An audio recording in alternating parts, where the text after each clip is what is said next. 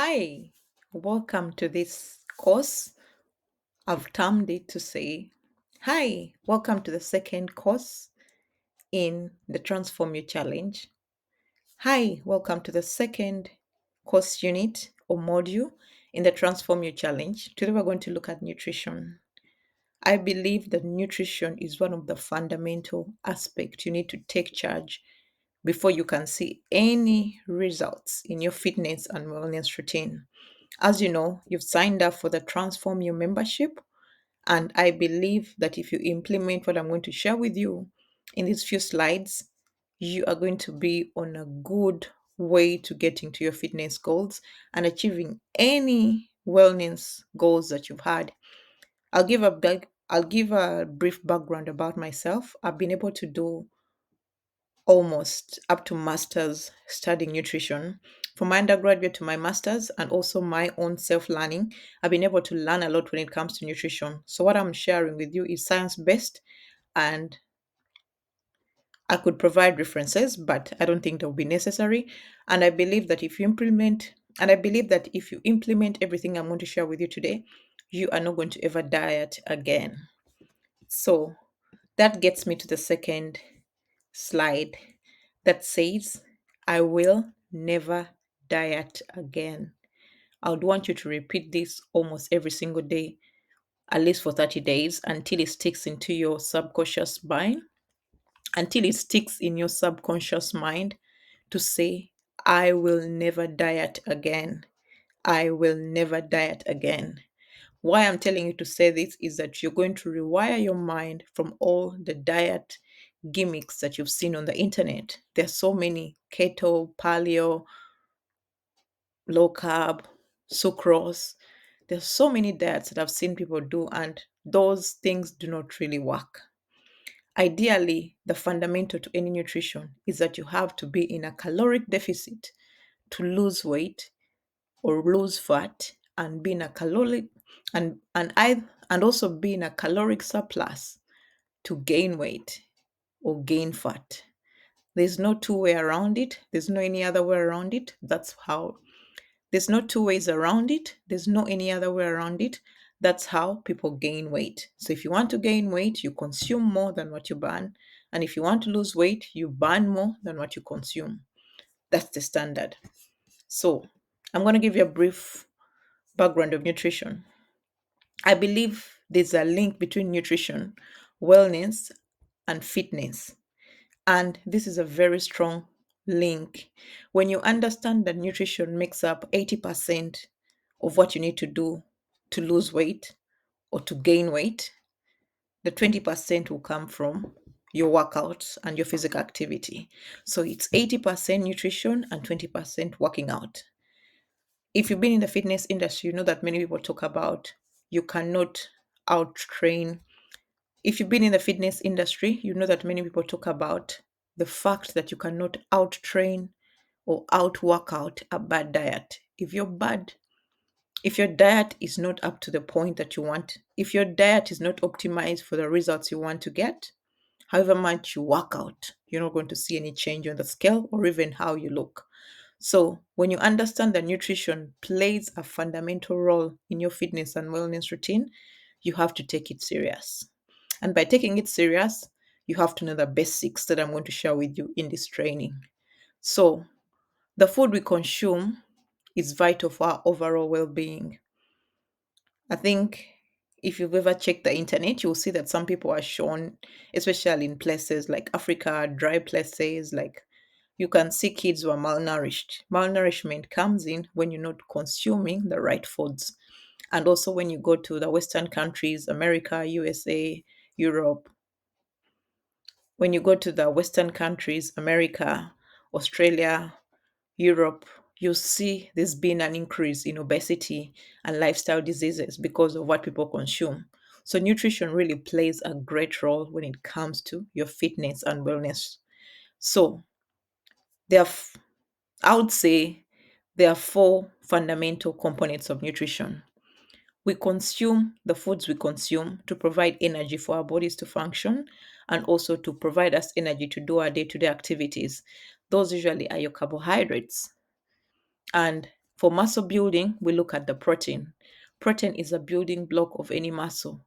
When protein are broken down, you go to the amino acids, which amino acids are incorporated into your body and digested and metabolized by your body digested and digested and metabolized by your body to provide the building block for any muscle you have. So protein is a very important component of any nutrition. Probably you've seen online that protein is over glamorized in terms of protein shakes, protein bars, protein cookies. People overdo the protein.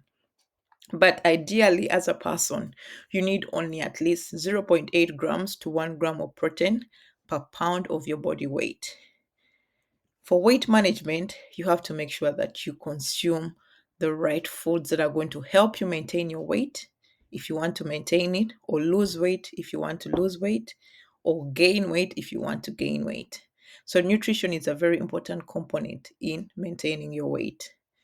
We also see nutrition playing a very important role in the immune system. This is usually on the level of the micronutrients, which are usually the vitamins that we consume, antioxidants, and the like. They help support our immune system and ward off any diseases in terms of flus, coughs. Any autoimmune diseases can also be solved by the foods that you consume. So we also see that when you eat good food, most times your mental health is good. Research has shown that fats are very important in mental health, well-being, and also in money, and also in mood stabilization. Also, some micronutrients like calcium, like vitamin D, are important in maintaining your mood. This is usually seen in places like Europe, let's say the Scandinavians, which is usually Norway, Denmark, Sweden. Those countries have less sunshine during the year, and you find that the level of depression in the countries increases over time because people do not have sun, and do, because people do not have exposure to the sun. The sun has been shown to have a great impact on regulating your mood. That's why if you ever suffer from any mental health issues, most times your doctor might suggest that you have a vitamin D supplement, or you're able to expose yourself to some UV light through a UV lamp. So nutrition is also important when it comes to maintaining a good mood. There's also when your nutrition is optimized, especially if you're to look at Japan, Japan is shown to be a country where people live the longest. I think recently I was reading an article and Japanese live up to like 120 years, and Japanese usually live up to 120 years. You can imagine. And when you look at the nutrition they have, most of their foods are not processed, most of their foods are fermented, most of their foods are healthy, and that attributes to the long life they usually have. So when you talk about nutrition, you should also not forget hydration. Hydration is very important because for your body to function in the right form as it was stipulated to function by God, you have to make sure you're providing it enough fluids to maintain that homeostatic environment. Usually, our fluids need to have at least some kind of electrolytes, which is usually magnesium or calcium or some sodium maintain that humio to help maintain that homeostasis. Homeostasis is just creating a normal balance in the weight. Homeostasis is just creating a normal balance of Homeostasis means to create a balance of all the metabolic reactions happening in your body. So water is very important. That is usually so water is very important. We've looked at the building blocks of any nutrition. We have carbs, we have protein, we have fats. I haven't talked about fats. We also have fats. Fats are important in the general well-being of the body. Fats are important in our general well-being. Fats have been shown to cushion body parts and stop invasion by any nasty pathogens. You'll see that many places. You see that in many parts of our bodies, there's a deposit of fat layer, which is usually the good fat, and that good fat help protect against any invasion by any pathogen or any autoimmune conditions. But there are also bad fats, and those are usually the high density lipo and those are usually the high density lipoprotein. And those are usually the high density lipoprotein, which are the HDL. Those result into increase in cholesterol, which cholesterol can end up affecting the functioning of your body, especially in clogging arteries and vein, especially in clogging arteries and leading to heart failure. So fats are a very important component of any diet. So to have a balanced diet, you have to make sure you have your fats, you have your carbs, you have your protein, and also you have micronutrients and electrolytes, as well as adding water. So I'm going to tell you about calories. I don't want this to be very long, but calories are a king and macros are queen. Any food that you consume is made up of a calorie. And calorie, according to science, is defined as the unit measure of energy. It's the amount of energy needed to raise a temperature of that given compound, which might be a protein, which might be a carbohydrate, by 1 degree. So for 1 gram of protein, it has 4 calories. For 1 gram of protein, it has 4 calories. 1 gram of carbohydrate has 4 calories, while 1 gram of fat has 9 calories. So when you look at it, you might be thinking, should I be eating carbs? Should I be eating protein, or should I be eating fats? Fats have 9 calories too. Fats have 9 calories per gram, but that doesn't mean that you should not consume fats. So macros, so macro, I want you to I want you to hear this. Macros are the macronutrients. It's just a short form for macronutrients. And those macronutrients are what you can measure and see by your eye. And those include your fats, your carbohydrates, and your protein.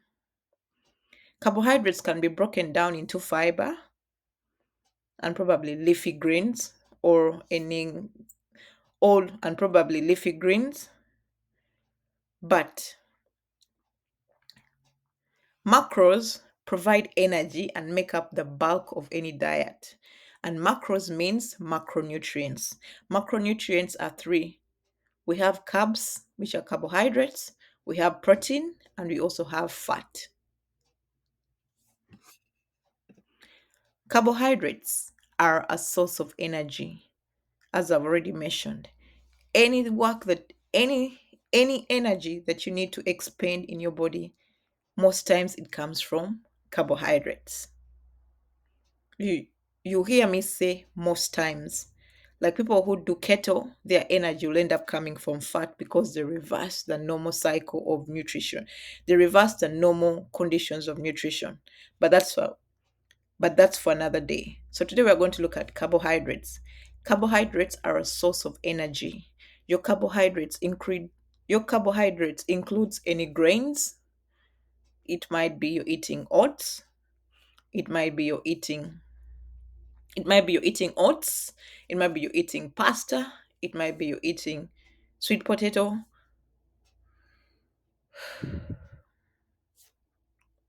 The sources of carbohydrates include grains such as rice, pasta, and bread, starchy vegetables such as potatoes and corn, fruits, legumes such as beans, lentils, peas, and sweets. All those are sources of carbohydrates. And what I would say is that do not skip your carbohydrates. People think when you eat carbs, you're going to gain weight. That's not true.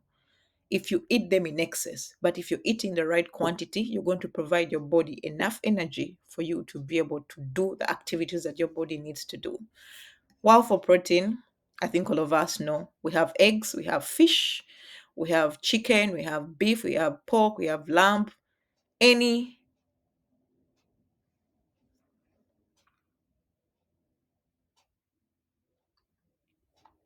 and these protein are And these protein are very, very vital when it comes to building muscle, as I've already mentioned. So make sure you consume enough protein a day. Usually get your body weight in pounds and divide it.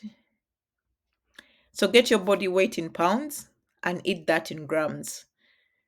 If you're 100 pounds, let's say if you're 100, let's say if you're 150 pounds, at least do zero point 0.8 times 150 pounds.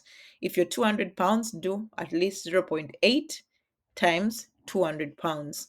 Then you're going to get a ballpark of how much, then you're going to get a ballpark of how much protein you need to consume in a day. So for fats, we have all things that contain fats, especially fish like salmon. It has a lot of fat, although it contains protein, but it also contains fat. So if you eat salmon, you can be hitting two birds with one stone. We have anything like nuts, peanuts, almond, cashew nuts, pistachio, Brazilian nuts.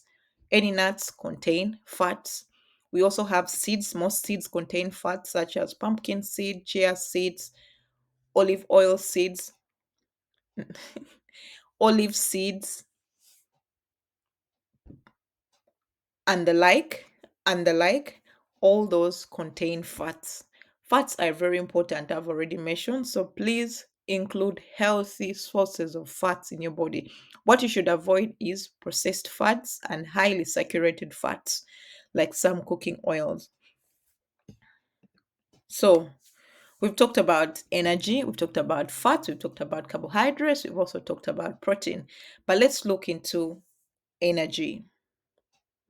Energy is needed for your body to function, to pump blood from your brain, to pump blood from your heart to your brain, to your kidneys, to your liver, to your gallbladder, to your respiratory system, or transfer or transport oxygen from your lungs to the rest of your body. All that requires energy. So you have to make sure you provide your body with that energy it needs to function correctly. So we have four types of energy. So we have three types of energy. We have the basal metabolic rate. This is defined as the energy required to maintain essential body functions while at rest. As I've already mentioned, we have respiration, we have excretion, we also have digestion, cell repair, and the like. So let's say you're just seated down, you're not doing anything, your body will still be burning calories because it needs to pump blood. It also needs to do all the other things that you don't see with your naked eye. If those things stop, that means you're dead. If if that stops, that means you're dead, you won't be alive. So that is the basal metabolic rate. Even people who are in coma, their body still has to have that basal metabolic rate to function right. So we also have physical activity energy. Physio- Physical activity energy is that energy that you expend when you do any physical activity. It might be walking, it might be running, it might be gym, it might be Pilates, it might be boxing, it might be basketball, it might be volleyball, it might be tennis, and the like. That energy is expended when you do an activity that requires to move your body. We also have the thermal effect of food. Thermal effect of food is that energy required to digest that food and get its nutrient. When you eat carbohydrates, they don't stay as carbohydrates in your body. They are broken down into energy that is required for the function of your body. If you eat fats, they're also broken down. If you eat protein, they're broken down into amino acids, which are sent to the muscle, which are sent to different body parts to build muscle. So that is also energy that is required to break down your food. After that has happened, we also have energy to maintain us and also to grow us. Even growing your nails, growing your hair, all requires energy. So those are the four types. So those are so we have four types of energy as I'm going to explain. So those are the four energies that I'm going to talk about today.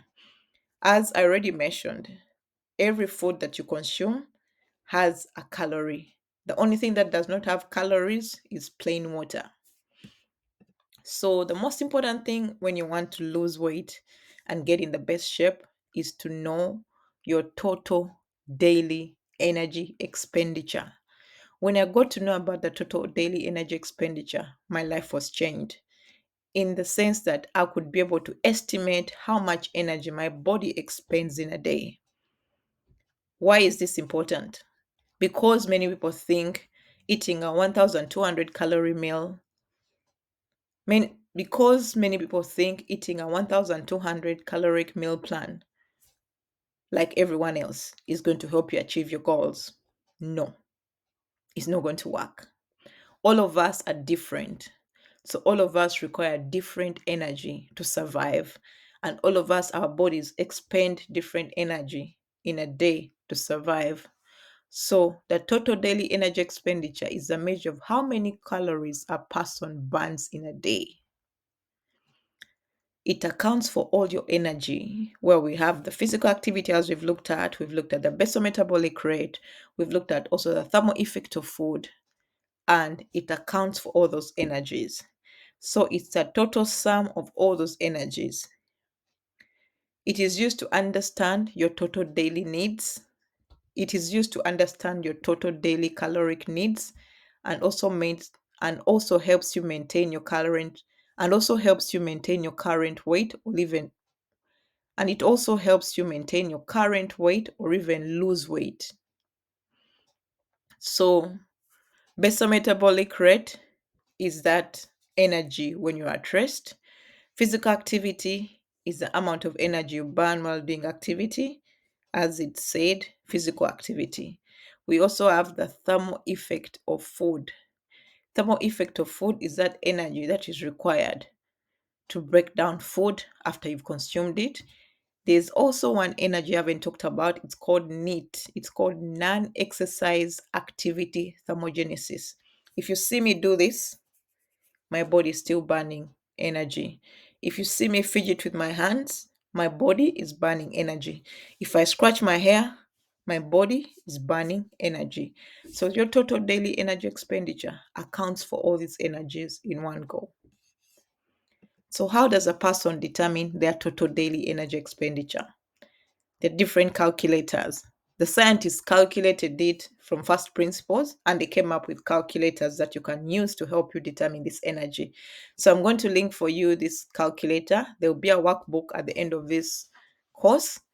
Just get in there, put in your age, put in your level of activity, put in your gender, and it will be able to estimate for you how much energy you need to burn, and it will be able to explain and it would be able to explain to you and also give to and after you put all these details it's going to and after you put all these details it's going to release for you and after you put on and after you filled in these details it's going to release for you an estimate. And after you put in all these details it's going to release for you an estimate of how much energy you burn in a day. That is just a ballpark of how much energy you burn in a day. So ideally what you do, you get that energy, go do whatever you have to do, design your nutrition to fit that energy. If you want to lose weight, reduce it at least by 200 calories, reduce it by at least 200 calories a day. And at the end of the week, take your weight and check if there's a difference. If there's a difference, that means your body is responding to that energy. If there's a difference, that means your body is so if the so if you lose weight at the end of the mo- So if you lose weight at the end of the week, that would mean that estimated total daily energy expenditure works for you if you want to lose weight. But if you see that you're not losing weight, that means you're still consuming more than what you need to burn.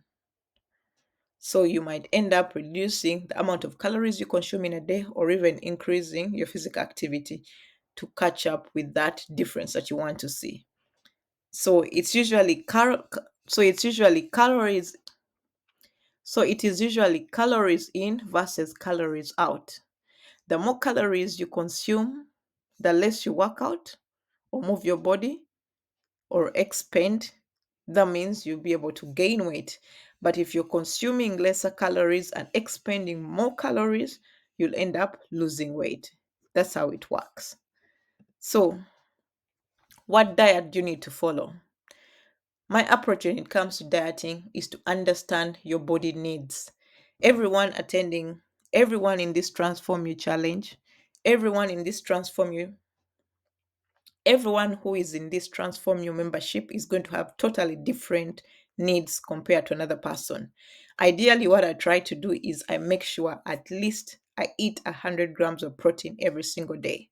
Some days I might hit the 100, some days I might eat 80 grams of protein, but I try to make sure that I eat enough protein. I'm a person who loves to lift weights. When I go to gym, I lift weights. I make sure at least in every meal I'm consuming, usually I consume around 3 meals to 4 meals, at least I have 20 grams of protein in that meal. Usually, if you don't know how to determine how much, if you don't know how to determine any calories what you're consuming, get yourself MyFitnessPal. It comes with barcode scanners. If let's say if you're eating a twin, it comes with a bus.